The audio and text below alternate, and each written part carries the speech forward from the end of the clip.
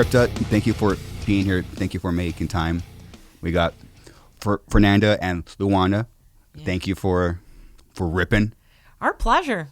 We always see some of our favorite bands here and friends coming to the podcast. We couldn't wait to be here, so it's really a pleasure. Thank you so much. Oh, sick. Cool. You guys did that Morbid Angel tour, right?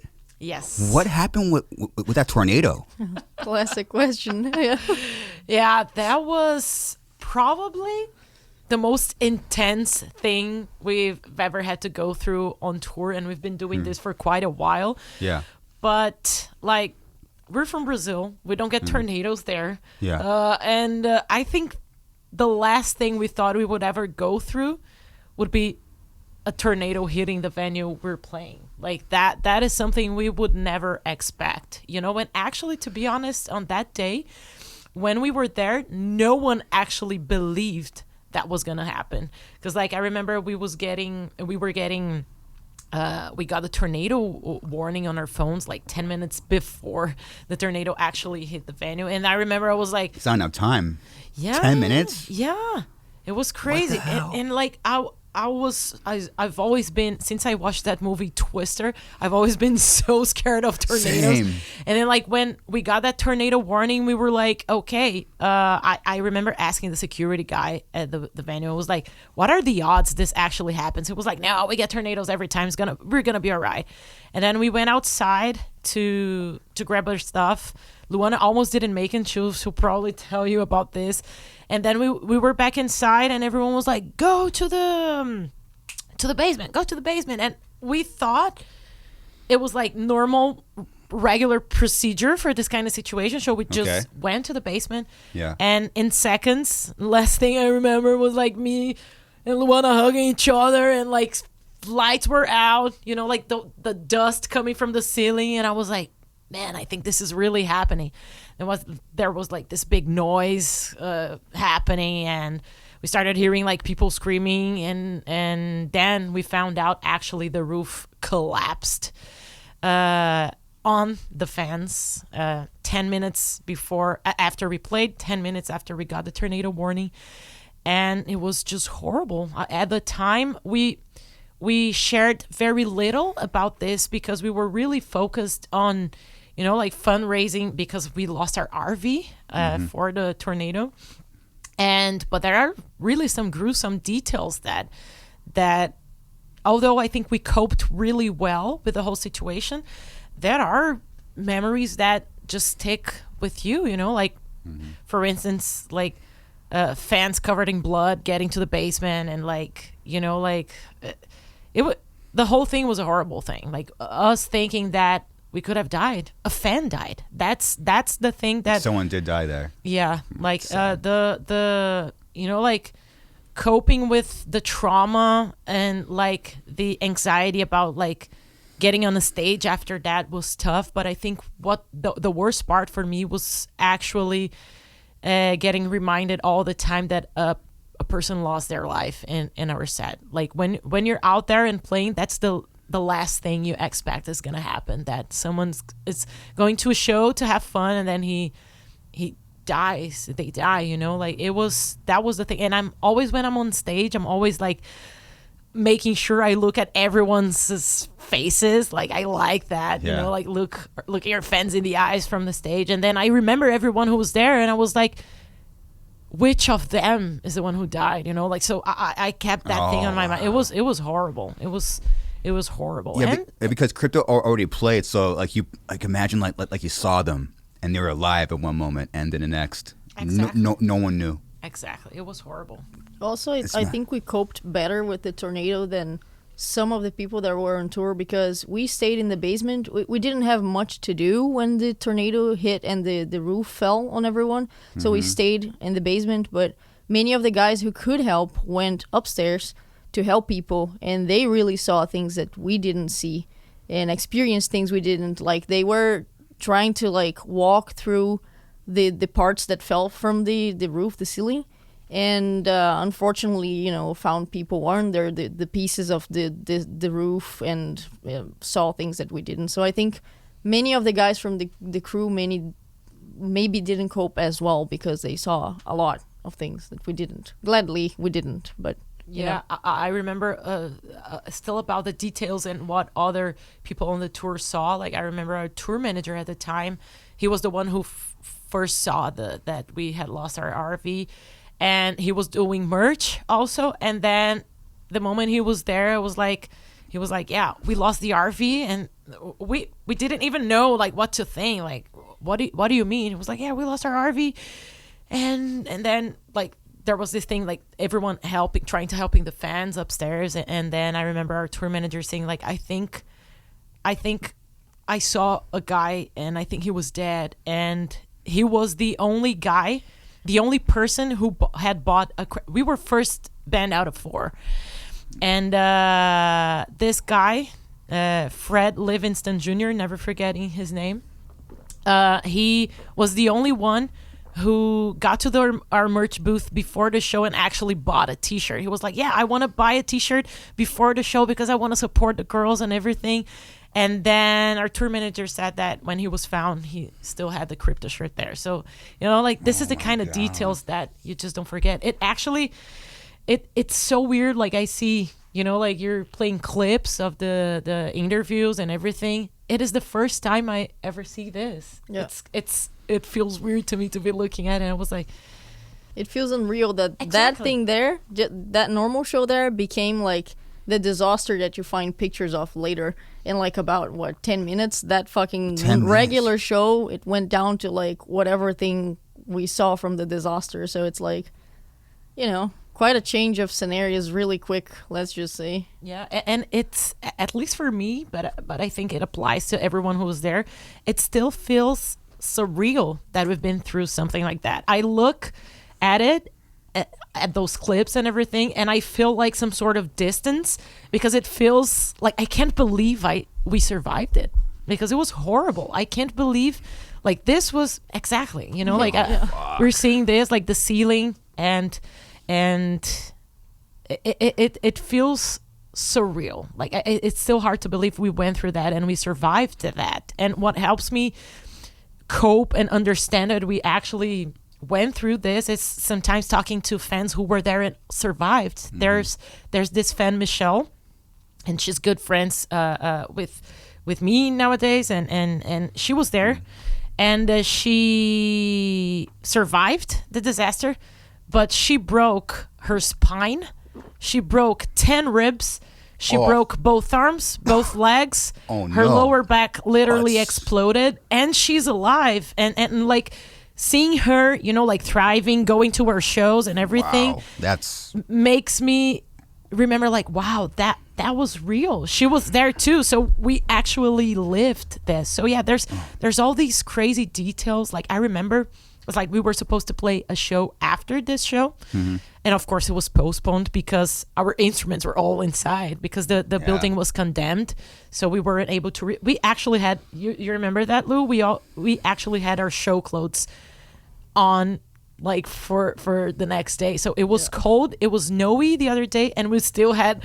like, I still had like my lycra clothes, you know. I remember a buddy from Scalar Remains actually, he felt sorry because we were like wearing like, you know, tank tops and whatever, and like gave like a long sleeve and like a pair of his socks, and like, you know, tried to help with whatever clothes he had in his backpack because we didn't have anything for the night. So I remember I went to Walmart the next day with basically stage clothes. I wanted to buy shoes and like sweatpants and hoodies for me, for Luana, for the girls. And then I went to Walmart and everyone was talking about that.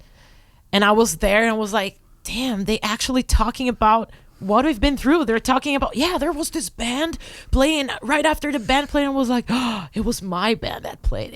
It's surreal. And like, we were supposed to play a show right after that, and it got postponed. This happened on a Saturday, I think. The show was supposed to be on a Sunday.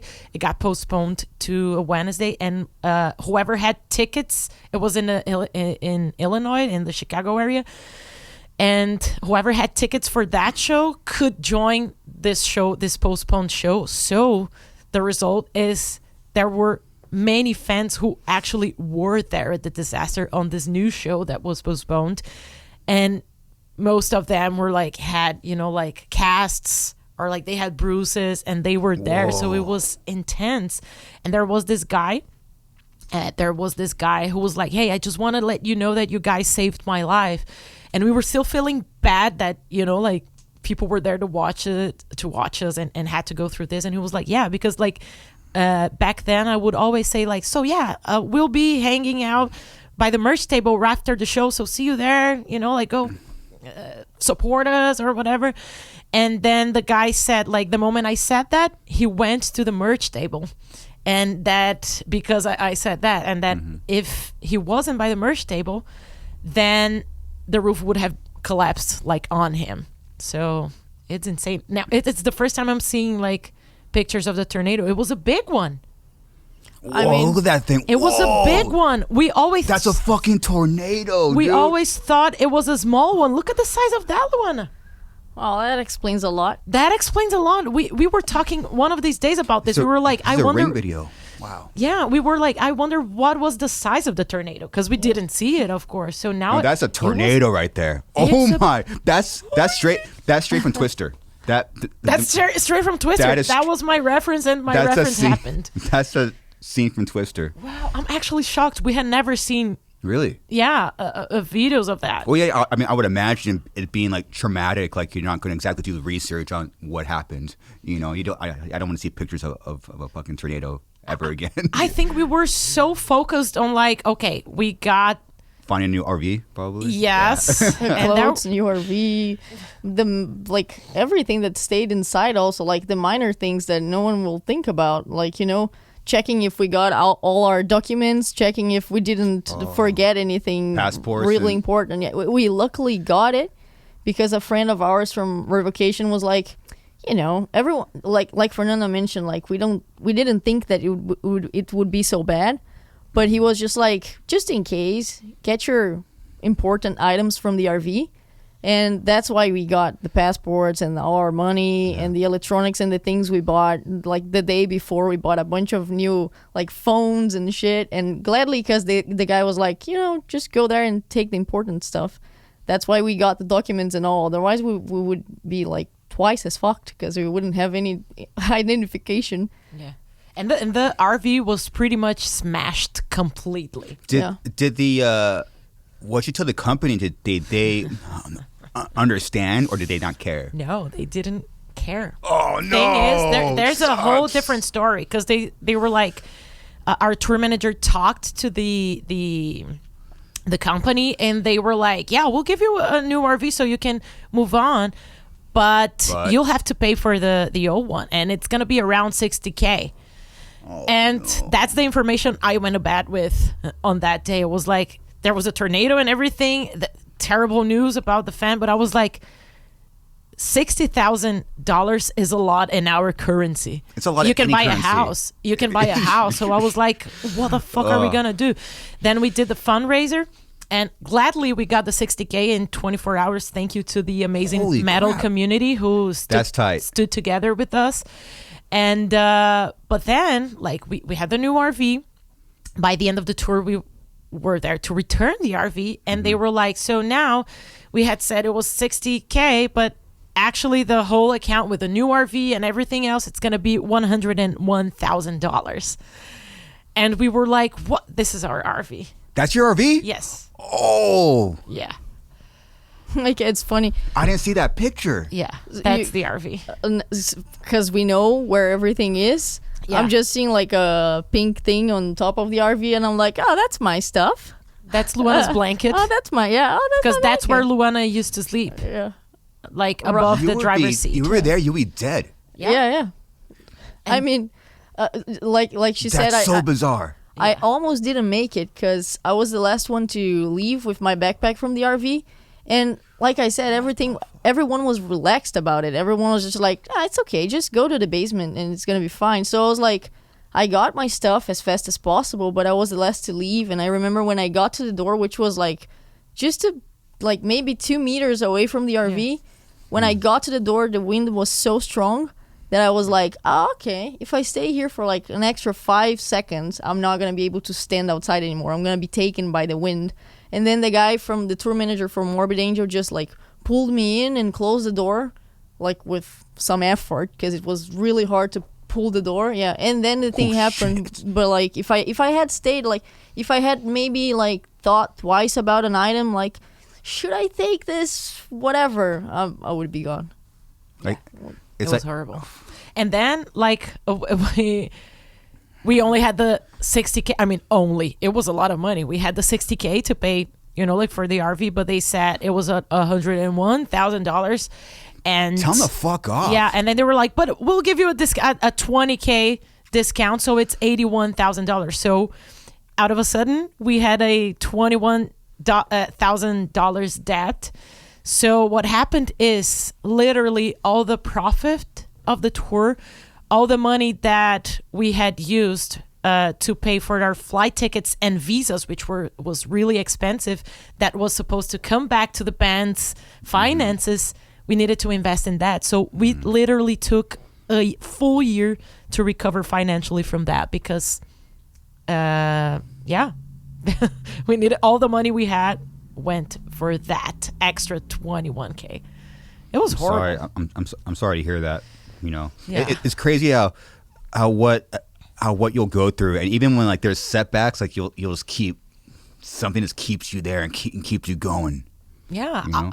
I think for us, like dope. we're a Brazilian band. We all know how it's tough being Latin American, you know, like we struggle so much, like for a Brazilian band to succeed and actually have the chance to be out there. We're really privileged. We know that because it's tough. So to me, honestly, I keep going on because I have no other option. Like this is this is what I love doing. I live for this band. We live for this band. We only us know like the amount of effort we've put in this band. So honestly, there's no other option. We'll keep going, man. Crypta is our baby. No twister is gonna stop us from moving forward with the baby. Yeah, we will. As long as it makes sense for us, and I'm pretty sure we still have a long time together on this journey. We'll keep on going because like, yeah, that's our dream. Nothing's gonna take it from us. Yeah, this is your dream. Yeah. You know, nothing can stop it. Yeah. You know, and this is a pretty extreme example. Yeah. You know, like you don't like imagine like I might you know die doing this. You know, sometimes you're like driving and you know, sometimes like the driver's not exactly smooth and it's like 4 a.m. You're like hitting like the rumble strips. You're like, are we getting off the road right now? Holy shit! You just don't. It's things you don't think about when you're just trying to rip and riff. Yeah, you know, exactly. You kind of not expect, but you see so many bands getting like car accidents or like with their vans. Yeah. Bands getting robbed. I mean, we've been, you know, like we had our stuff taken a couple of times. A couple Been there, times? done that. Yeah. Been there, yeah, with our previous band Nervosa, who was actually here in the podcast. Yeah. So we got robbed twice with Nervosa. So you kind of expect this kind of things because you see happening with other bands, like van accidents, flat tires, merch getting robbed. You know, like you kind of expect that. But a tornado, I have never seen any other band going through this. So it was not on our. Well, let's maybe prepare for this kind of stuff. How do you prepare for like such a natural disaster? You can't. Head over to distrokid.com/VIP/Garza and save 30% off your membership to get all your songs on all streaming platforms. And now to the heaviest podcast of all time. Oh yeah. You can't, and they were kind of acting like this is like a normal thing, like a tornado warning. You know, they're acting like it was just normal. Not for us Brazilians. Yeah. We were like, the moment we saw this, I was paralyzed. We were like, oh, what is that? What do we do? We didn't know what to do. Thing is also funny, during the show, I'm the only one using my phone during the show because I have to release the tracks like intro, outro, and stuff like that. Yeah. And I was getting the warning on top of the intros and the outros, and of course I didn't read anything. I was just like, what the fuck am I getting? Like, what, ads on top of my intros and outros? What is my phone doing? I never get ads on top of, like, randomly. I'm not even using the internet. And I was just like, just closing it and keep on going. But Yeah, and later that on was the thing. We yeah, got. and later on I figured that was a tornado warning that I was constantly ignoring to read because I had to release the intros, which is so dumb. I mean, should have probably paid attention if my phone was on flight mode and I was getting ads. Did you leave your phone on the stage, or did you take it with you? Oh, so we had a little bit of time after the show to like take some stuff out of the stage and go to the RV. So we took good part from the stage. Like I remember the next day when we had to go back there, and the firefighters let us go in to like retrieve our stuff. Most of our stuff were like beside the stage. Of course, all covered in dust and you could Snow, yeah, everything. it was hard to see them, but they were there beside the stage. So we retrieved everything from like good. instrument wise, covered in mud, but. But the interesting thing is that Lou said we had time, but I calculated it was 9 minutes.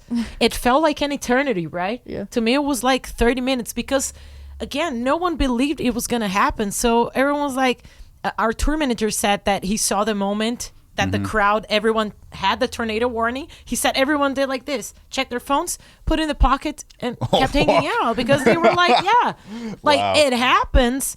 And no one They didn't know. really thought, but it was 9 minutes till the moment we got the tornado warning and left the stage till the tornado hitting. It was 9 minutes, which is insane. It's It's good to know we're fast during changeovers. yeah, If anything, the only positive aspect of all of it is we're fast at changeovers, apparently. Yeah, Because in apparently. 9 minutes, everything was off the stage. Just saying. Yeah, I was trying to see if you're like addicted to your cell phone when there's like I always wondered that if anything ever happened to me, like, and I left my phone there, will I go back in there and get it? Right? It's like, but why though? Right? Yeah. Why? I mean- it's just a phone. Yeah, I mean, nowadays we're so attached to the goddamn phone that it's like part of us. We're even like we're even having this discussion. Like, would I go back, take my phone? The phone is we're so attached to the phone that we even consider if we would go back to take the phone. It should be Yeah. obvious that we're not taking the phone. But yeah, I think I would think that too. Like, should I take my phone? Yeah. Hey Jay, how many? Look up how many people have died taking selfies. Oh yeah, I've read about this before. It's crazy. insane. People are addicted to freaking taking selfies, and they'll do like some crazy pose on like the side of a mountain or something. Yeah. I'm curious. Selfie-related deaths. Let's see how many.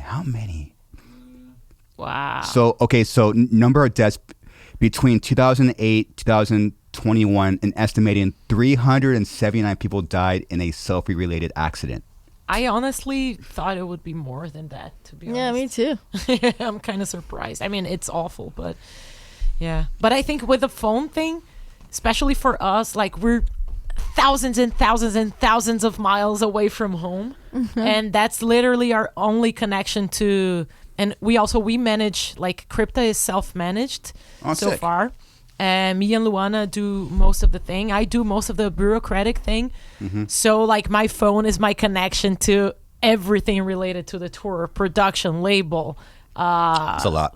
and also family and All my everything. receipts are in there. Yeah, and my credit card, like everything's in there. So it's, but of course, life first. But that because of that, like I exit the stage, I already have my phone here because like if anything goes wrong, I get lost from anyone, I lose my passport. At least I have the phone so I can get shit together. I don't know. Yeah. But yeah, we survived. We're here. We thrived, and we keep on going. Talk about survived and thrived. Yeah, that was. You guys lived it. You lived that. we It's lived sick. it. It was crazy. Well, cool. I had a quick question when the band started. Did you already have it in your mind, like in both your minds when you were already in Nervosa that we want to start a new band? Yeah. Were you guys already writing songs or? Crypta was actually supposed to be a side project of me and Luana. We were in Nervosa. I was in Nervosa for almost a decade. That's a long time. Yeah, since the pretty much the beginning. And Luana was there for 4 years, and then we were trying to, like things were how can I put that? Like, You were in a band. yeah, Yeah, basically. I got it. basically. I Yeah. got it. You I still get can't. it. I still can put it into words what it's like. I'm gonna spend the rest of my life trying to explain to people what is that dynamic is like. It's Yeah. a marriage, tough. but with like a marriage is already like hard, but it's a marriage with It's multiple impossible. people, and you sure they have mental issues to get figured. Also, if we they all are in have a mental know. issues. So We it's like know, it's yeah. a marriage with a bunch of people that have a lot of people to get a lot of things sorted. It's very It's difficult. fucked up. It's fucked up. So the dynamic was, the relationship was a little bit strained. And I think Sure. whoever has a band knows what I'm talking about. It's like that, you know, like people change, friendships change. It's like that. And we were craving some different, me and Luana have always been really close. And we were kind of craving a different band environment and a different creative outlet in order to maybe getting back at being inspired again for Nervosa, you know, because we were trying to write songs together. It was not working anymore. So It we were happens, like, yeah. so maybe we have to try something new. So maybe we could get, you know, like excited again. And that's what the idea with Crypta was supposed to be, a side project that we would work on during, you know, like in between tours, in between Nervosa tours and stuff like that. And so we were pretty much like going really slow. We just wanted to have a name, and then we came up with Crypta, and then we were like, so how do we want to sound? You know, like baby steps. But the embryo was there. So when it was time, and this was in May, June 2019, we were still in Nervosa. We left around a year later, and when we left Nervosa, because it was the pandemics already, Did the pandemic really kind of solidified? Yeah. yeah, in a way that, I mean, I helped building Nervosa.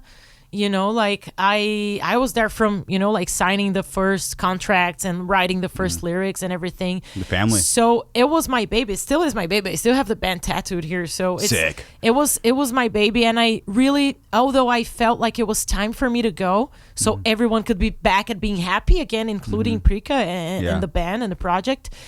I was still attached to it, and course. also I didn't want to harm the band in any way, you know, like so I was thinking for a while that I wanted to leave, but I could never find the right time without having the band being in hard situations, like having maybe have to cancel a tour or postpone an album release just because we're leaving. I didn't want that. So when the pandemic came, although it was horrible times for everyone, at least I knew that for a while the band would be inactive in a way. I mean, the band would not be touring or anything. So I was like, maybe that's the time, because then I can leave without causing any harm to the band in a way that, Yeah. you know, they're going to have to cancel tours or anything. So the pandemic kind of helped us in a way of deciding that we wanted to really move on. And when the decision came for us to leave Nervosa, it was a good thing that Crypta was there. Even though it was just an embryo, it was just something, you know, like just an idea mainly. It was good because it at least to me, it personally kept me going. Because like I was very sad to have to leave the band, although I knew it was the best decision. But I was really sad. I was like, man, I really It's liked sad. it, you know? It's almost history. Exactly. It's history. It's time. It was 10 years of my life dedicated to something. So I was sad, and having Crypta was a reason to get me out of that bad state, bad emotional state I was, and actually give me a reason to enjoy creating music again. So Crypta, that's why Crypta is very important.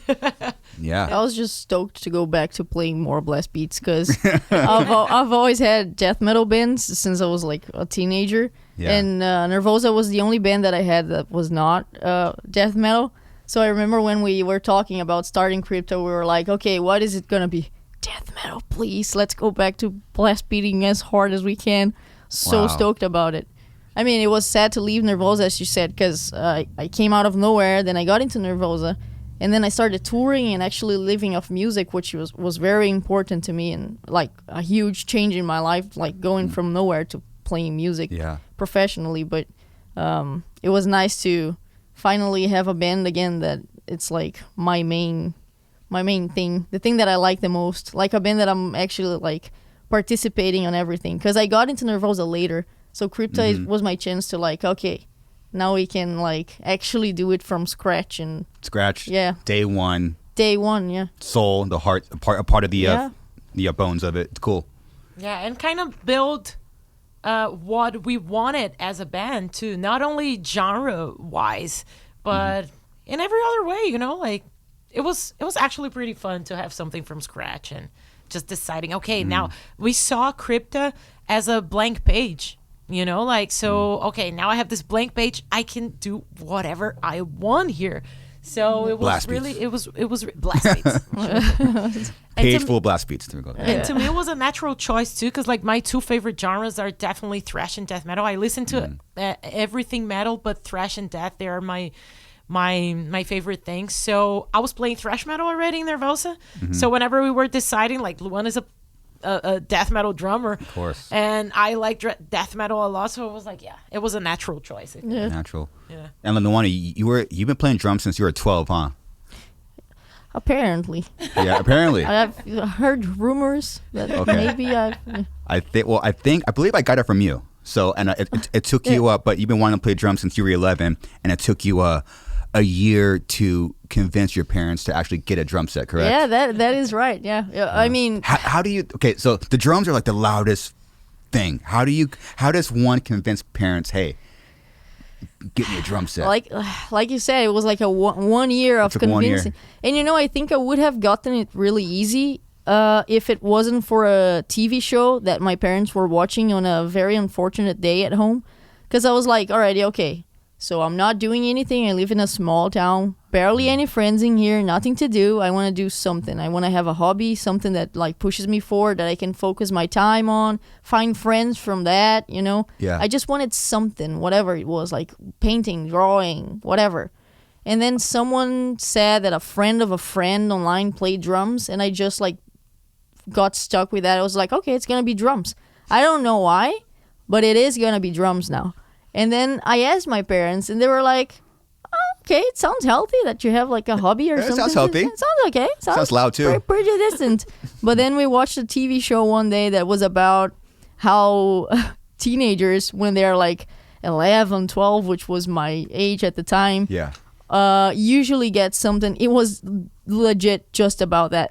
Teenagers getting stuck with ideas that like, oh, I want to be that when I grow up, or I want to do this. I need that to like whatever. Yeah. And then it's just like a phase, because in that age, the phase thing. Yeah, oh, because no. when you're a teenager that age, you usually get stuck with an idea, blah blah. And then they gave like several examples of like teenagers that the parents bought like huge things or expensive gear and shit, and they were like, oh, okay, I didn't like it. And then after a week they left it. And there was this example of a little boy that got drums, and he just, you know, didn't do anything with it. And they were like, okay, it's just a phase. It's pretty normal when you're this age to do this. And my parents are like, oh, no.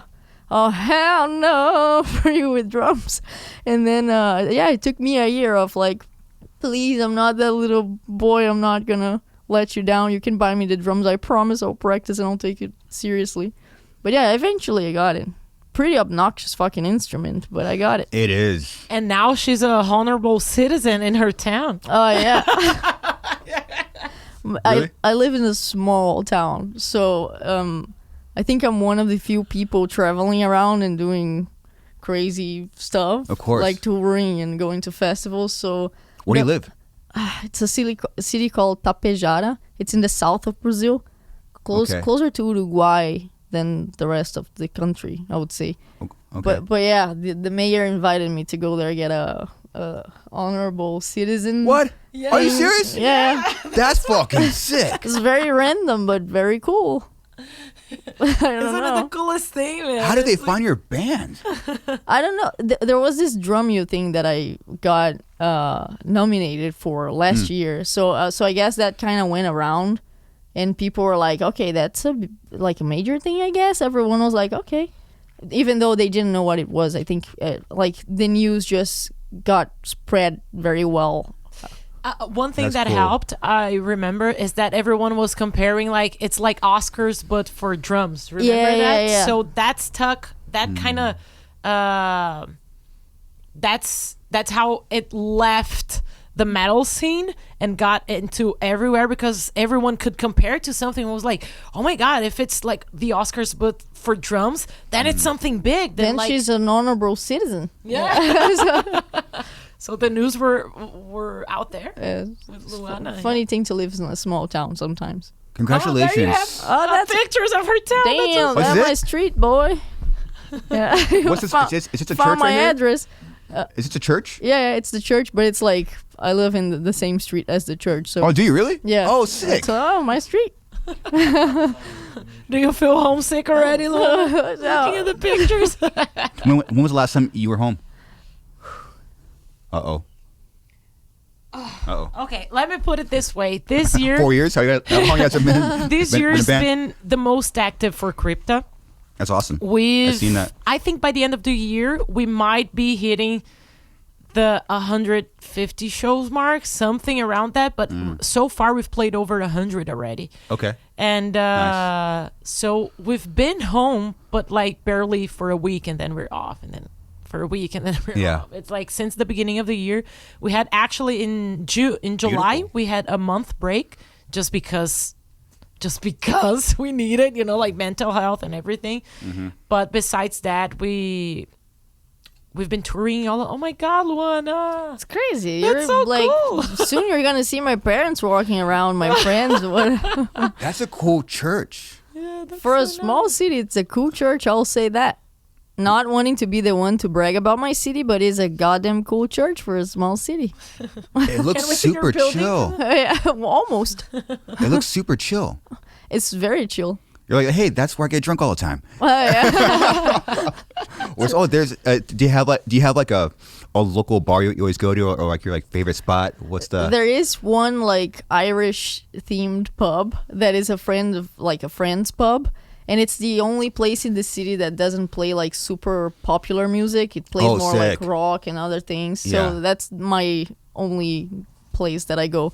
I also like she said, we're playing so much I barely stay home to have the chance to go anywhere. But when I do go Yeah. home, I go to the pub. Yeah. Go there and play up Billy Strings. Yeah, exactly. The only thing in my city that is not chill is me and my drums and the noise that I make for the entire neighborhood. But The whole town could probably hear you. yeah. Like Literally. Literally. I play drums in an apartment, inside of an apartment with no acoustics, like acoustic Are you isolation. serious? How do you say that? Like, How do you do that? Isolation. yeah, like- with no isolation. And it was fine for some time, but also like we have a gas station right in front of the apartment building that I live. Yeah. And those guys from the gas station, they've been following up with me, like not knowing anything to now. So they've been they probably memorized the Crypta album before it was released because they've been listening for me practice every day. It's They're like, listen, this might be a good record. yeah. Oh, so sick beat. Oh my god. Yeah. And is this the Pablo? What's the? Yeah. Oh, damn. Heart Pub? This guy knows. No, the dude works for the FBI. Oh, this place looks. I would definitely drink here. Oh, the food looks crazy. It's good. Shout out to my friends from Heart Pub. Heart Pub. The food look. Thing Okay. is, like, whenever she Nice. goes, and that is something I don't know a lot of people know, like, she'll probably go for the milkshakes because we're both sober. Yeah. Yeah. Really? Yeah.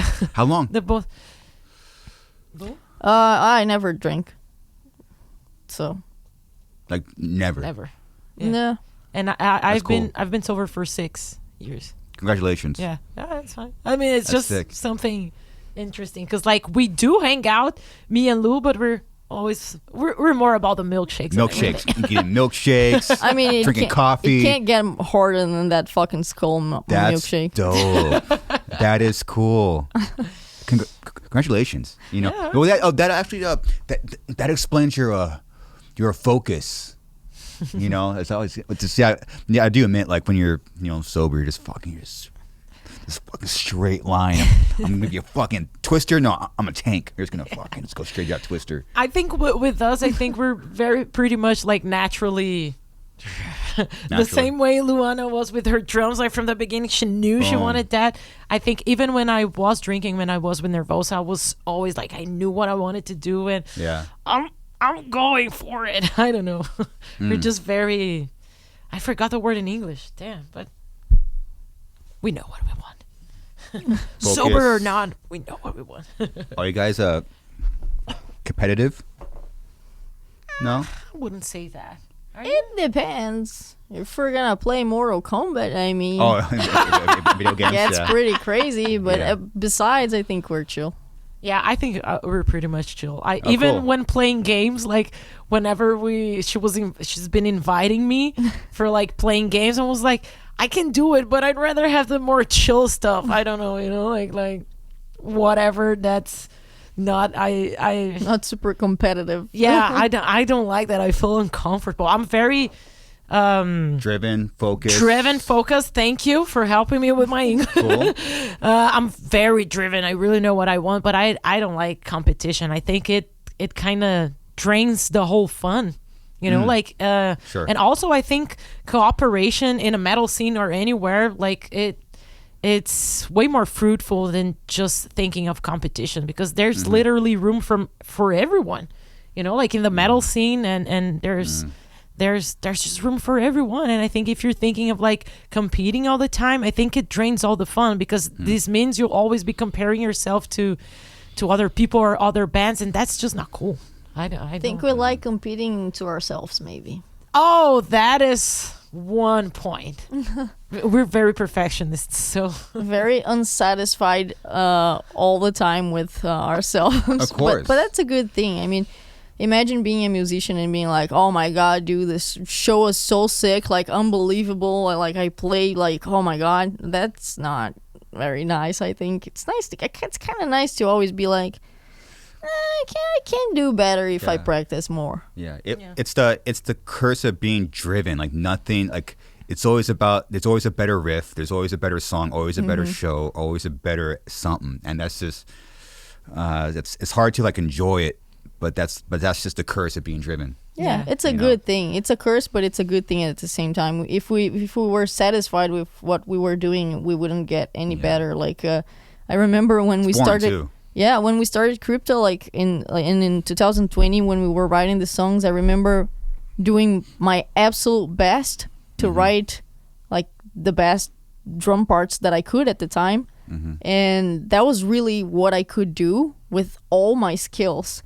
And looking back, that's one of the easiest songs we have now. And I'm like, okay. So it's a curse, but it's also good, because I'm always like, okay, I got to do better for the next one. A little better, a little better. This can improve. yeah, I think I really like this kind of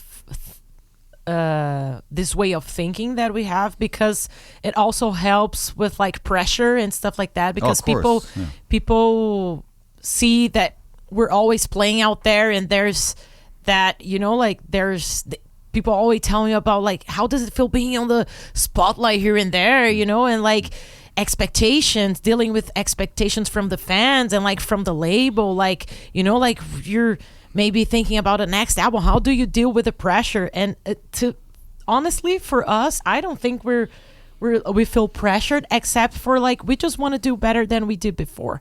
Like we don't want to okay, so if we're doing like a song that was on this BPM, or like if I sang songs with this technique, so I just want to try and do different from what we did already on the next album. So we just basically just push ourselves into the one direction we go is just, you know, like trying to do a little better from what we have done before. So I think Luana is pretty much right when she says the only competition is with ourselves, but in a good way. And I think it's a good fuel. Like we're always thinking of ways to, you know, like, okay, like Shades of Sorrow, we're very proud of this album, but it's going to be fun to write something new and explore new things and just do something different. But this is us with ourselves. Like I think we firstly think of what we want to do, and if we are going to be happy with the music we want to do, and then if people like it, if the label likes it, then it's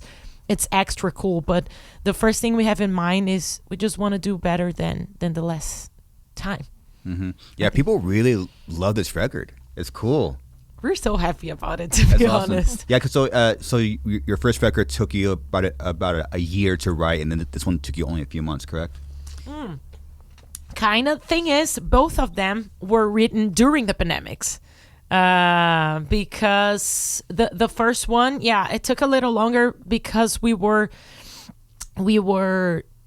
trying to understand what we wanted as a band. So we were like extra careful about details. We were actually stressing over details, you know, also like getting to know each other, because like we knew each other, but we had a new guitarist that we never played with and never even saw her in real life. She was just European. like, so I mean, it's hard to write your first record with someone you never played with and didn't even meet in real life. Wow. And you know, so it took long for that reason. How'd you guys write From the Ashes then? Yeah, this whole album, like actually in Crypta, we just write everyone from the comfort of their homes because we live in different states. Wow.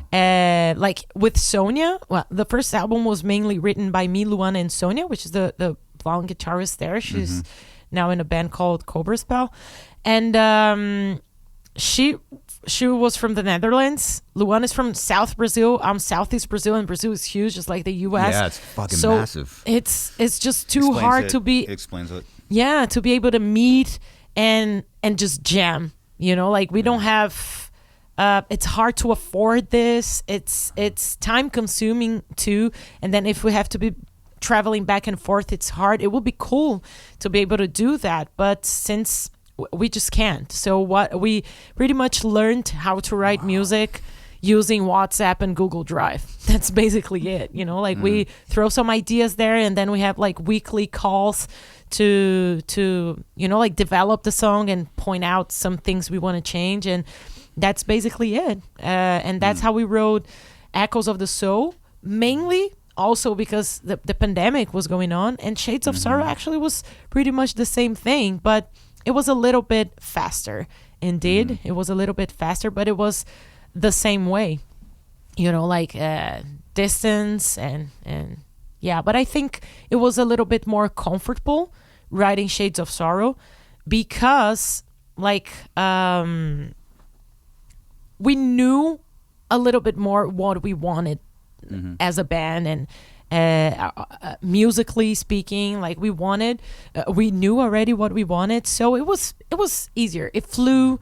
It was all flowing more naturally, I think. So Cool. Of course we were also like a little bit less attached to the many details than comparing to our first album, because it would be, you know, like mine and Luana's comeback to the metal scene. So there was, although we don't care a lot about the whole pressure, but still we just were hyper focused on doing like a good job.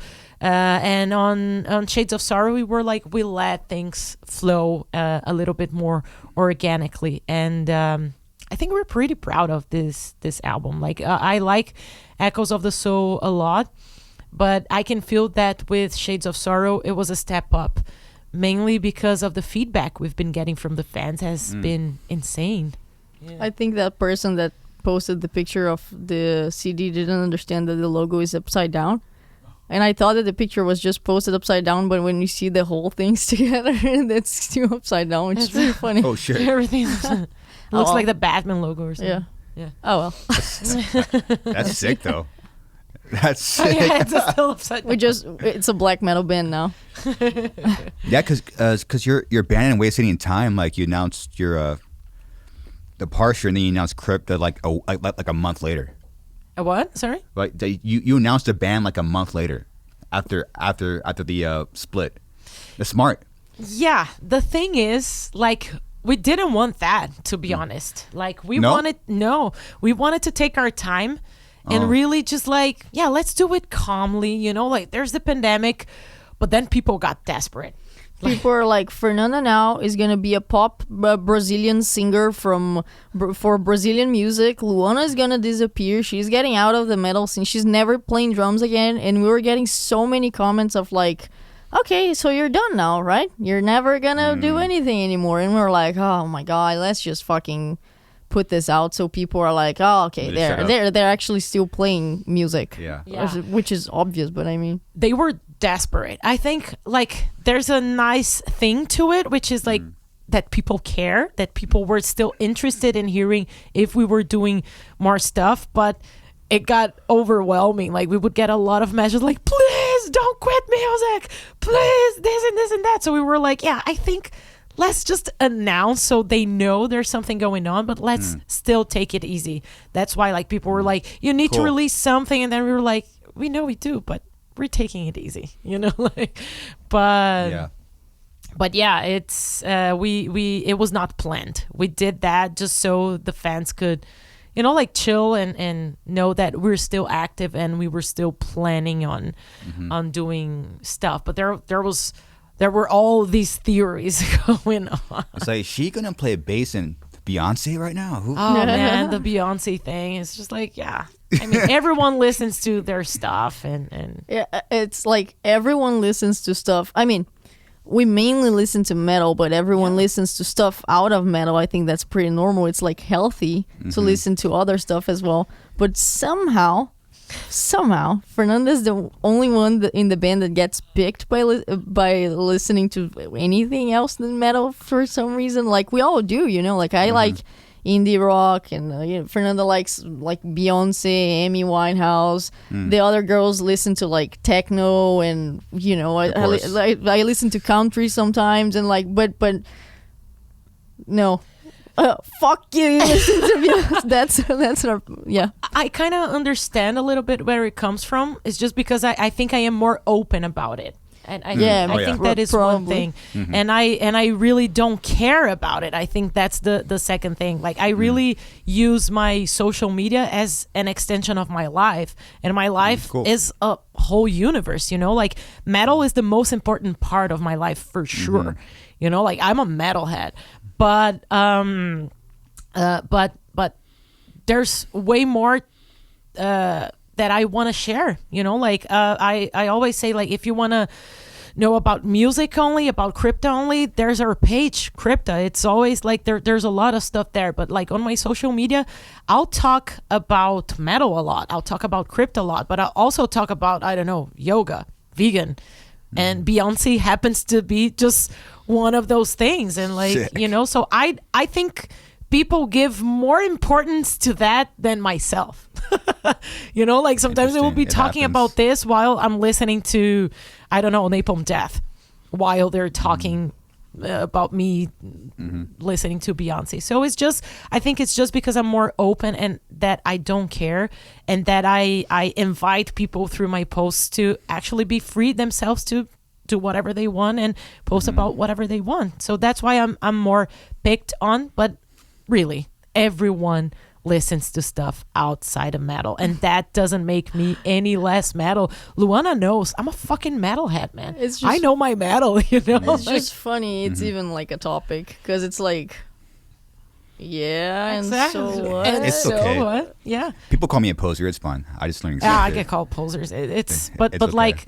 The reason why I don't care is that since like my dad is a metalhead, so I'm listening to metal literally since I was like 6-7 years old. He would do like cassette tapes with like Suicidal Tendencies and Iron Maiden and Doro Passion, whatever. So I was pretty much listening to metal to your whole life. My whole life. And then like when I was a teenager, my life was going to concerts, like, and after that, my life was literally working for metal. I had a TV show on metal. I had a radio show on metal where I would invite bands and interview bands and everything. Before that, I was doing concert reviews, concert photography. I was interviewing bands for magazines and websites. So like that's why like when people call me a poser, I'm like, this person probably doesn't know where I come from and what I've done in metal. Like it's like in Brazil, like I was doing stuff for metal. Like I was interviewing bands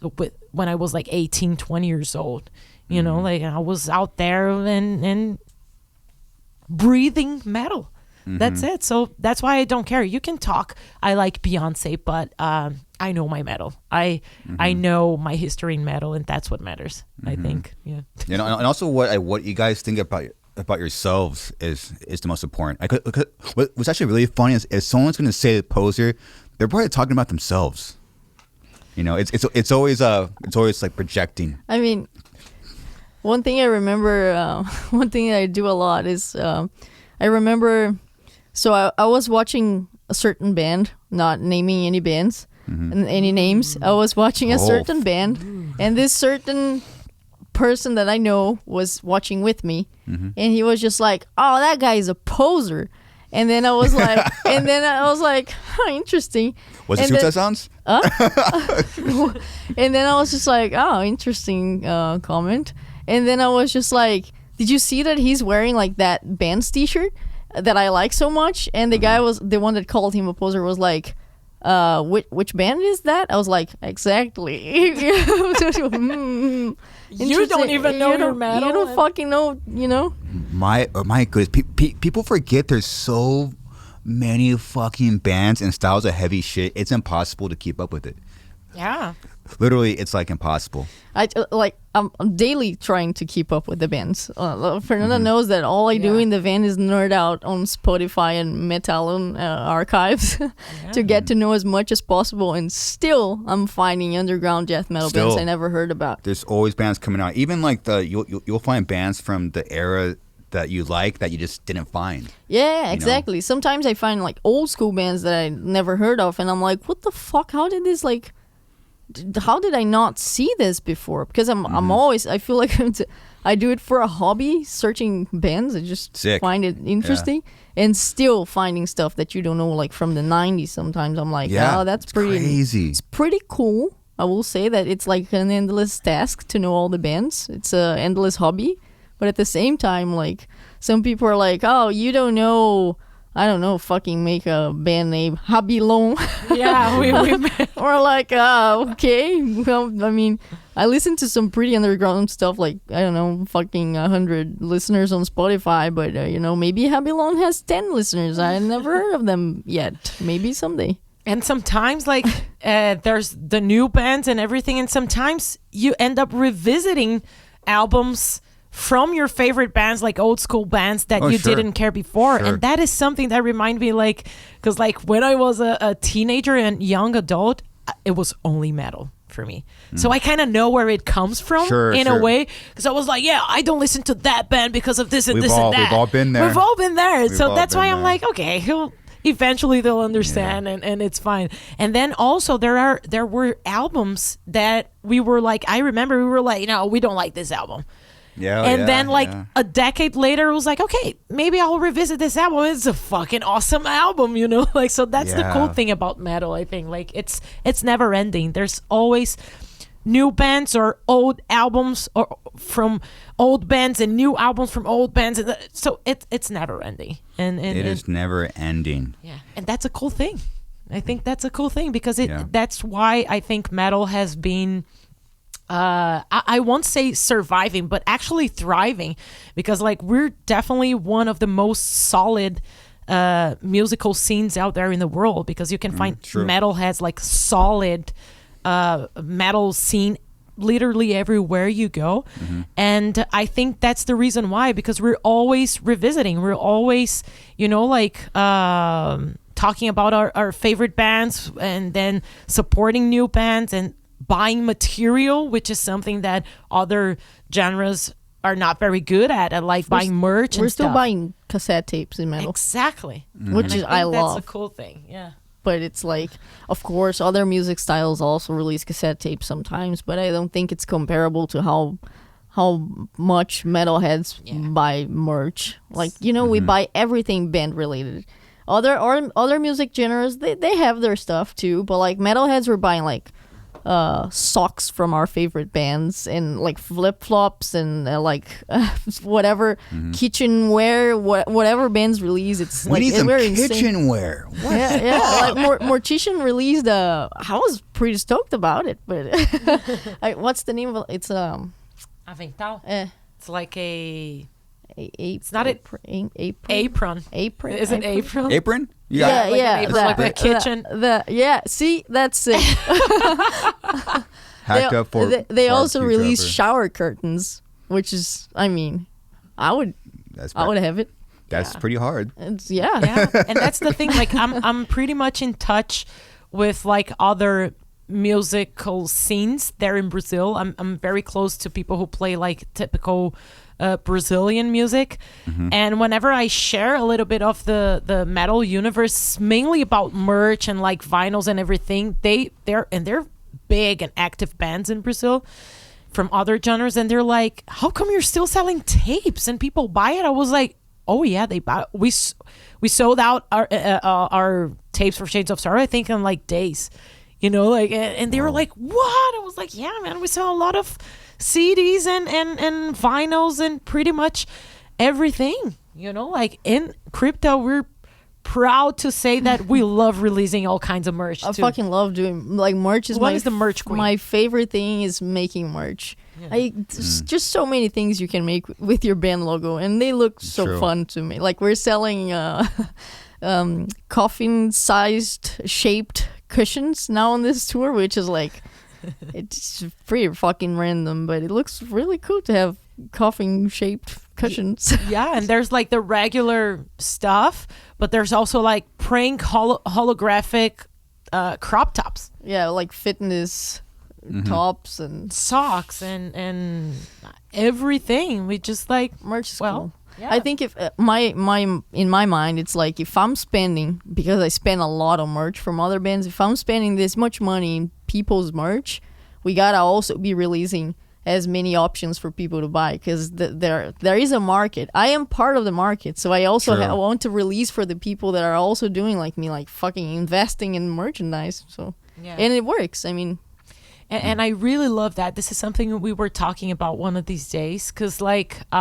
we pretty much manage the band, and I do most of the bureaucratic things, and like, you know, like dealing with contracts and the label and shows, everything on this part, and Luana does everything: art, design, merch, because she and I the cool thing is that Luana trusts me a lot when it comes to dealing with all this, you know, like more bureaucratic stuff, and I trust her 100% on merch, because I know she knows like merch from every band, and I know she will always come up with nice ideas, and she always like, yeah, some bands are doing this, I think we should do too. And I'm like, yeah, fuck yeah, if you're telling me so, let's do it, because she knows this business, you know. And I think it's like pretty merch. Cool. I think it's nice that we naturally divide our duties in the band and things that feel more comfortable to us. She loves that. I know nothing about design. I really not good about, you know, like merch and everything, but I'm so nerdy about, you know, like I like my emails, I like my spreadsheets, I like my deals and contracts and dealing with label, I like my meetings, I like this kind of stuff. So I think we kind of trust each other, and that helps the band flow really naturally too. I think it's pretty cool. Yeah, your relationship is there needs to be trust there. There has to be trust there. Yes, it's huge. Yes, you know, it's a lot of letting go too. You gotta like let go of things, because sometimes you want to like micromanage. You want to be like on top of them. Yes, but just let people just kind of. There's a lot of let it go with us, because we trust each other 100%, and we've been working together for so long, but still, you know, we're different people, so sometimes we have different opinions, and we always try to find like a middle ground. Like, okay, if you want this and I want this, we'll try to do a little bit of this and a little bit of that, or try to make like we agree on a mishmash of ideas, so it doesn't fully make any of us happy or unhappy. It's just a middle ground. But there's a lot of just letting it go. If that doesn't happen in a band, I think you're doomed to. I was literally about that. Ask you, like, do you guys ever fight? I mean, we do sometimes. Sick. I think fight. No, band beef. Come on. Yeah, not fight. Yeah, but we do sometimes disagree on stuff that like harder stuff to find a middle ground. For example, not everything can have a middle ground. So when it's harder, we do have to discuss more, and sometimes we do fight. But I think it's like we said before. Crypta is our baby, and you have to know how to look to the overall thing, and have to understand that no matter what happens or how much we disagree or what's the outcome of a decision, we have to stay together. and we have to work well together because True. it's the for the well-being of the band. So true. sometimes, like we'll decide for something that she wanted or that I wanted, but at the end of the day, we know that we're both taking care of the band well. So everyone means well, even though sometimes we disagree. So Yeah, we know it is for the best. We're Yeah. we're not disagreeing just because we want to be provoking each other or that we want to be. No, we know we're doing this for the best, and we both have the best of intentions for the band. And in the end of the day, we're just different people, although we agree in course. so many Of things. course. But it's two different universes, and it's fine. You know, like as long as we agree for the best for the band, I think that's the thing. And also with time, I think we get more mature, also to understand that, okay, we'll disagree. And it's like we both have very strong personalities, I would say. Like we're very, both of us, we strong personalities, and we know this might clash here and there because that's what happens, and but we're more mature now to understand that we will disagree, but we'll take our time if needed, but we'll always come back to each other and Good. try and work it out. And but what we do the most now is definitely looking for the middle ground. I'll give you an example. On the album cover for Shades of Sorrow, I wanted to go for a picture as an album artwork, just like the Carcass two last albums. They had like it's pictures of it's like- objects yes, and it's everything. like So such I a wanted real to go picture. for a picture because I was like, I think it's classy and it's so cool. And then Luana was like, yeah, but I want to go for, like a painting, like more of old school, which I like too. But then we were like, okay, so I really want that. You really want that. What middle ground can we find? We were like, okay, so we do a painting, but a very realistic one. It One. didn't. So It didn't come out. it didn't come out exactly how we imagined. To be fair, Okay. Yeah. As it always is. the examples I had, I promise, they were like very intricate paintings. We do like the cover art. We're satisfied, but we had different examples. Let's just say, those Yeah. like Renaissance in English. Fuck my English. Yeah. Well, paintings that they're like very Realistic. realistic. Like people actually look like realistic paintings, and we were like, okay, let's do let's do something like that. Yeah, shit. We found we found a lot of artists and all, and the guy who made ours did it too, but I think maybe the idea didn't go through very well. But it's all right. It's Yeah, okay. We like It's it. tough. Yeah, because Yeah. sometimes you have an idea in your head and it actually can't materialize into reality. It's hard. I mean, It's tough. Yeah, sometimes try to write the happens, text It and- happens. To be honest, I don't think it's sometimes. I think it's literally every time. I Always. cannot think. And this was something we were talking to.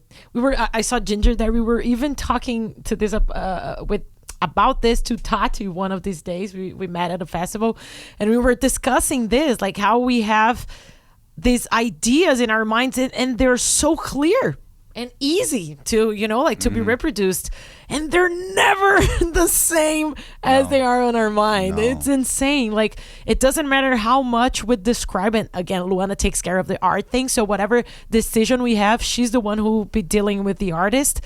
And then man, she would do like tests like this. And when we would have the first scratches, and I'm not saying about this, I'm saying about like literally everything, video clips and everything. It's always like that. We have an idea and it's so clear. And then when it comes back, the first not scratch, the first proof or whatever, it's always so different from what. Yeah. and we were I like, mean, like I said, we do like it. I especially love our first cover art, the Echoes of the Soul one. I love it. It looks like, to me, it looks old school, like it could be an album from the 90s or something. And it's like Wes Benscotter, which is doing for Autopsy, so I'm extremely proud of it. But but it's interesting to see that no matter how much you describe it, like the artist has their creative And they're also mind working. Their whole Yeah. other creative. Yeah, and we So trust you them gotta- for sure. So like, it came different from what we That's, imagined, but it's what he imagined, and the guy's a legend, so we gotta trust him as well. I'm pretty happy Yeah. with whatever he did Cool. there. I think he did it better than I imagined.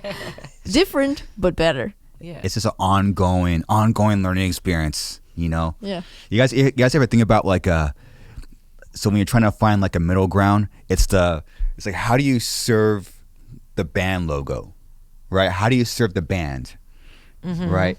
Yeah, it's Not serve yourself. Like what decision are we going to come up with now that serves that? Because it's a whole separate thing. And you say you have you guys and like the band is like an actual other thing, but you're in it. So how do you? So by serving you, you're actually not serving the band, which is actually you're not going to get what you want. yeah. It's like this crazy like mental fucking game. I think this is really interesting, and it's something that we talk about too sometimes. And I'll give you another example. When me and Luana started the band, we were like, we're playing old school death metal. That's what we're playing. And then we even had it written there in our like Instagram page and everything. But then when we started writing, it definitely has a lot of elements from old school death metal, and definitely it's gonna be more in our next album.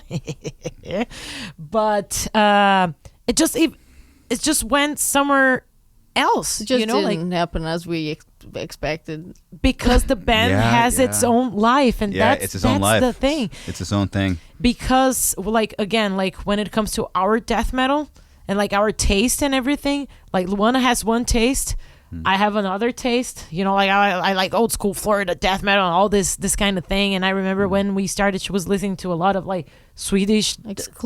Exclusively. Yeah. So we were like, okay, so let's have a little bit of everything. And I think when you merge all the different tastes and intentions, then it's when Crypta and any other band is born. Like the band is not unless someone owns the band themselves and it's just one person who leads everything, then I think it can happen something that's like the band, it's completely what a person wants. But when it's like 2 or 3 or 4 people deciding over the artistic part, then all our tastes and intentions together are going to create this little Yeah. monster, which is the band. So, and that is something that also helped us on writing Shades of Sorrow, and I think will help even more writing our next album, which is like sometimes I wanted a song to sound more like I wanted to sound. Sure. Because it's my taste, and the same it happens with Luana and everyone who writes music. But then like for instance, I'll give another example. On the beginning of the band, I was really like, From the Ashes, to me it was an extremely melodic song, and I don't like usually don't like a lot of too many melodies in death metal, like Interesting. So that was a problematic song for me on the beginning. Do you remember that when we were writing From the Ashes? I was Yeah. going insane. Yeah, I remember. But look what happened, right? Exactly. Yeah, And then it's now crazy. when I saw where it went, and then when we were writing our second album, I tried to add some melodies because I knew our audience would like, because I knew that's what they were expecting from Crypta. And like when you listen to Trial of Traitors, which is one of the songs from the new album that I wrote, the melodies, it's super aggressive, but still there's a melodic session, which is Yeah. something that I would never have written on the first album. But then I myself was like, I understand that Crypta has melodies to a certain point, and I understand that fans expect to hear these melodies. So I'll go a little bit out of my way and my taste to create what, you know, like something that both makes me feel comfortable, but also delivers what fans want to hear, because they're the main fuel for a band, you know, like, so I think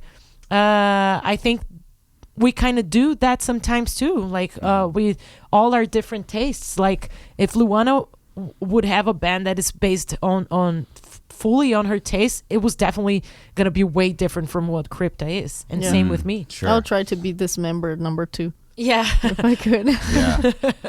So I think that's important. We understood what Crypta is, and of course we'll always do adjustments here and there, and of course it's always going to be death metal, but I think now we know how to balance between what we like and what our taste is and what Crypta actually is in the end. Yeah. So it's like you're getting out of your own way. Are you doing that? Yeah. We're all a little bit. It's the same as the middle ground thing. We're all a little bit out of our ways, but then it's Trying to get out of your own way. the Crypta way. Yeah, it's the Crypta way, exactly. Yeah, just let Crypta just choose the way. People have been asking me, what are you guys doing now? I'm like, well, I'm just gonna get out of my own way. Getting out of my own way. Every time I got out of my own way, cool things have happened. Having focus, you work your ass off, but there's just times where you need to kind of like step aside and let the thing come through you, as opposed to try to make it come to you. Just let it just kind of flows out.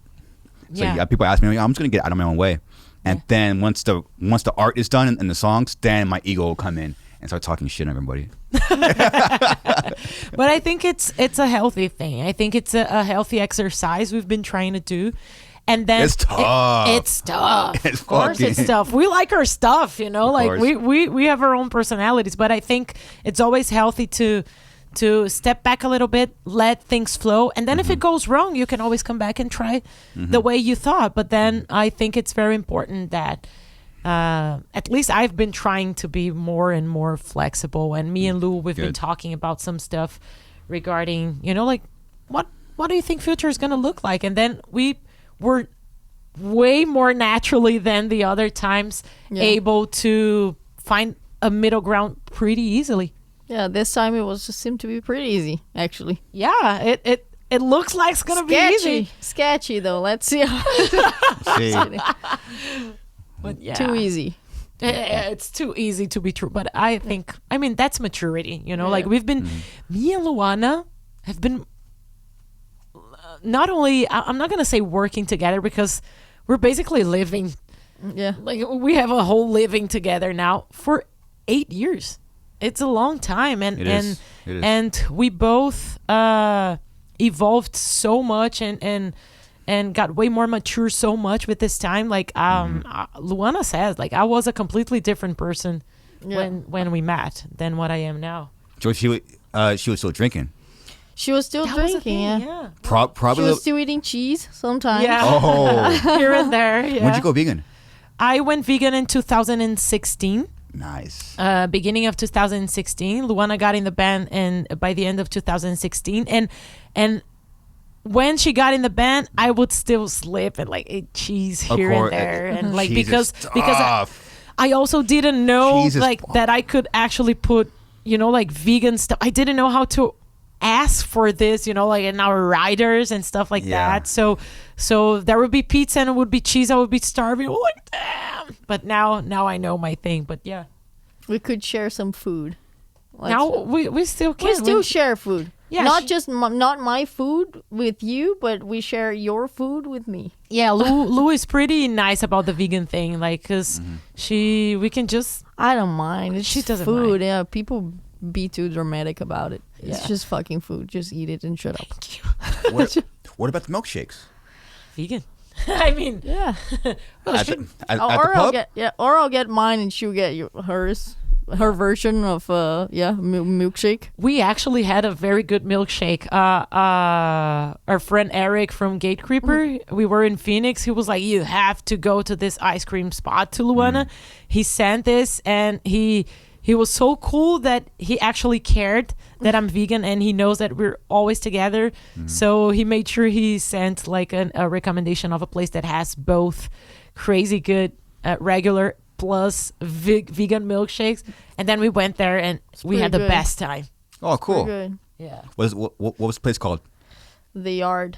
The Yard. The Yard. That's gonna be tough to find. In Phoenix. Phoenix. Yeah. That was good milkshake. That's good. And when you eat ice cream and it's hot as fuck outside, it's so sick. It's so awesome. Well, you chose a good time to become vegan. I hear like story. I mean, obviously you probably met Derek from. So a great guy. Great guy. He was talking about being vegan in like the 90s. Like he would carry around a jar of peanut butter. Yeah. With him. I was like, damn, how do you fucking? And he's a big guy. He's tall as fuck. I'm like, how do you eat peanut butter? And that's just it. And it's a thing. Yeah, that's the milkshake. Found it. Oh, show. Yeah. I actually have a picture of Luana and her milkshake, and it's insane. The size of my head. Oh my goodness! If you're just listening, these milkshakes are like art pieces. Yeah, they are. You feel bad for eating them. You do feel. There's a Ghostbusters one. You do feel punished after eating all that. Your body's like, that wasn't cool. Yeah. That's the one Luana got with the donut. Oh, they have a donut. Oh, Yeah. This is. So if you eat this goes to your muscles, right? It just you get shredded, like triceps. And That's really why strong. I'm like this, man. I know it's pretty. Well, shout out to the yard. Your milkshake I never seen anything like this in my fucking life. This is very impressive. I wish they had the vegan ones like this. This is a shout out, like, hey, the vegan ones. We also want to have like gummy worms and stuff like that on ours too. But it's fine. At least they have an option. But It's sick. But yeah, like I can only imagine like how it was being vegan back there in the day. Now, like when I started, it was still not that easy. Sure. But now you have like vegan milkshakes and vegan sushi and like Impossible Burger and all these things. Yeah. But like my ex-boyfriend, he's been vegan for like almost 30 years. And he said, and he's in an active band, and he would say that when he started, like he would literally eat bread with olive oil as dinner. Not even not even olive oil. He would eat with like kitchen oil, like I don't know, they used to deep fry stuff. He would eat bread with that because it was the only thing he had. Or like one potato. Like I remember he told me that once he got to a festival and he was like, so what is the vegan option back in the day? Oh. And the guy gave him a potato, a stick, and he said, you can go to that fire. There was like a fire going on. And that was his vegan dinner, like, and of course, like it burned the potato, he couldn't eat it, and that's how it was for vegans. Now I'm fortunate enough that we can have vegan options here and there, which makes my life easy on tour because, man, touring is not easy. Yeah, right? what do you do when it's like you're driving, it's 2 a.m., you stop at a gas station, and you're just fucking hungry? What do you do? I usually stock up on snacks. I usually smart. like have some whole food stop. And then I stock on everything. So I have my muffins. I have, like my movie theater butter popcorns and like my protein you ain't shakes. fucking around. Yeah, I am not. I Okay. am not. But then also I make it easier for everyone, even for our tour manager, that I know the spots who have vegan options and also like regular food. So we can always go like to IHOP or like Dennis or like Cracker Barrel. They have vegan options. So we can all be happy. And like Dunkin' Donuts on our way here, they have the avocado toast. I have that for breakfast just because it's easier for everyone. Yeah. And I can have it. And so that's how I'm very good at planning my food because I'm all about eating. I'm hungry all the time. So I plan everything. So I'm not bothering anyone or giving too much work to anyone, including our tour manager. So I just bring it ready. I'm like, hey, let's just go here because we have food for everyone, including me. Are pancakes vegan? No, right? No, unfortunately not. And they would be eating a lot of pancakes on this tour, and I'm always drooling. Yeah, pancakes are sick. Yeah, but still, I'm very happy here. I can have a lot of good vegan options. Well, cool. Anything that I missed? Anything that you guys got coming up? We're still on doing this tour. Hatebreed, Carcass, Harm's Way, Crypta. What a dream lineup! It's been a lot of fun. We've been playing a lot of theaters, man. We had never played this many theaters before. That's cool. So we're finishing this tour, which is the second U.S. tour we've done this year, and the U.S. is a very important market for us, and it grows stronger for us. It's really really cool to see. And now after this, we still have like a third of the tour to happen. And after this, we're going back to Brazil. We're going to rest for like a week or something. Then we'll be having, my God, this guy does work for the FBI. We mentioned something, it's right there on the screen. It helps so much. Thank you. Jay's awesome.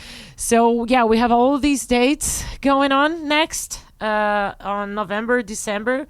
Then next year we'll slow down a little bit. We'll do like 4 tours or 5 tops, but like that's smaller. That's a lot. Which is a lot. Only but 4 or like, 5 tours. Comparing to this year that we were nonstop on the road, next year we're definitely staying for at least 7 months at home, like non-negotiable.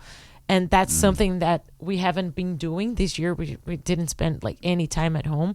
So we'll be doing tours here and there next year just because it is important that the band is still out there. But while we're at home on these 7 months, at least we are at home, we'll not only be resting, because that's very important, you know, like and for our mental health and our bodies and everything, but also we'll be writing our new album.